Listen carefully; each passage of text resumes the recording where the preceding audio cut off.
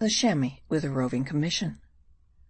Through the assiduity of my Viking, ere nightfall our chamois was again in good order, and with many subtle and seaman-like splices the light tent was lashed in its place, the sail taken up by a reef.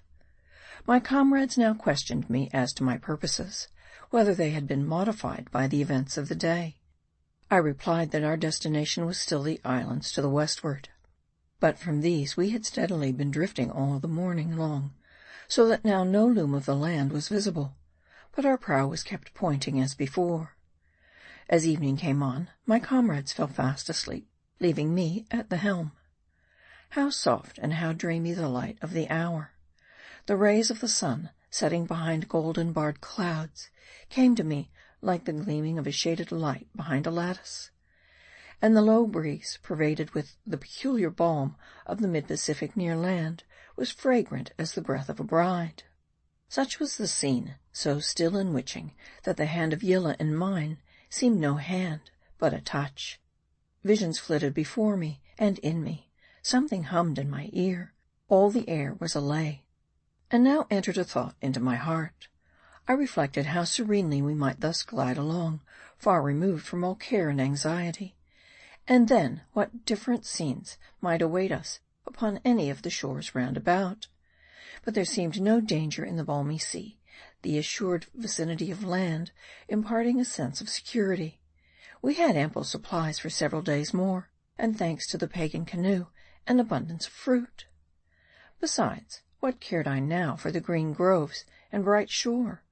Was not Yillah my shore and my grove, my meadow, my mead, my soft shady vine, and my arbor? Of all things desirable and delightful, the full-plumed sheaf, and my own right arm the band? Enough. No shore for me yet. One sweep of the helm, and our light prow headed round toward the vague land of song, sun, and vine, the fabled south. As we glided along, strange Yillah gazed down in the sea, and would fain have had me plunge into it with her, to rove through its depths. But I started dismayed. In fancy, I saw the stark body of the priest drifting by.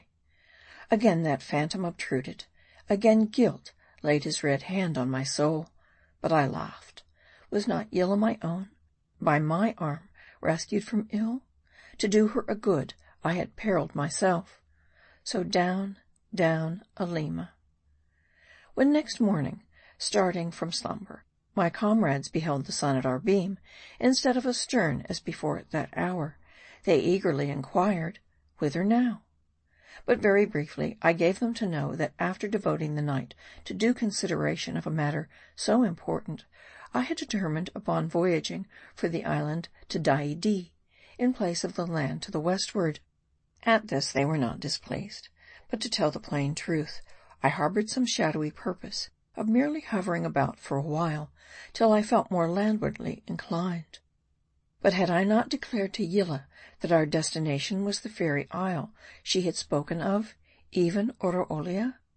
Yet that shore was so exceedingly remote, and the folly of endeavoring to reach it in a craft built with hands so very apparent, but what wonder I really nourished no thought of it.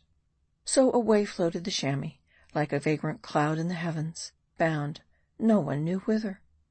End of chapter 46.